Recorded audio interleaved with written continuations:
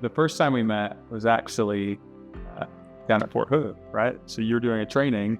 Yeah. And he was in a program, and I went to go get some extra education, or CE as they call it.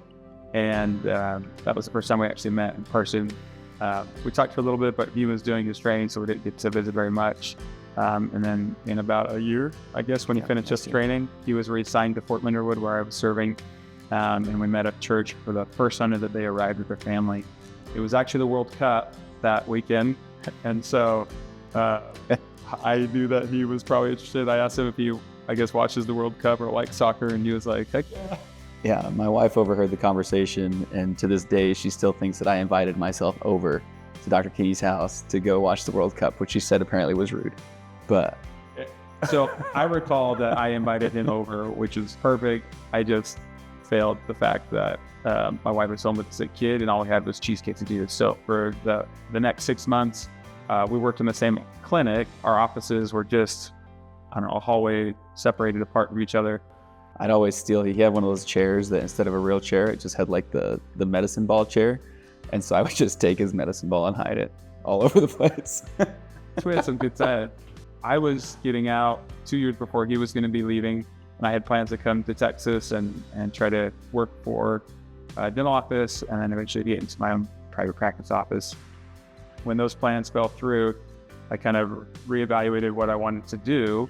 And that's when I felt very prompted to go to Dr. Murphy and ask if he was interested in doing a partnership. Yeah, which was a little funny and formal, right? So we hang out all day together at work. We then hang out with each other on the weekend at church.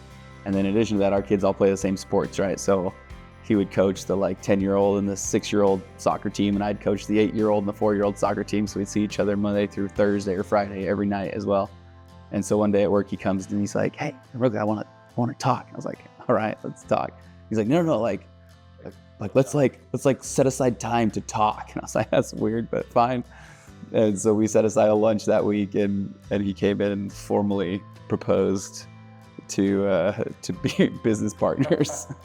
I asked him what his plans were, and I didn't realize that he was planning to go to Texas. And it was really after that I realized, well, if he's going to be going to Texas and I'm going to Texas, and he pulled out a list of all the cities that he was planning to go, and I was planning to go to any of a very number of those, almost all of them to the T.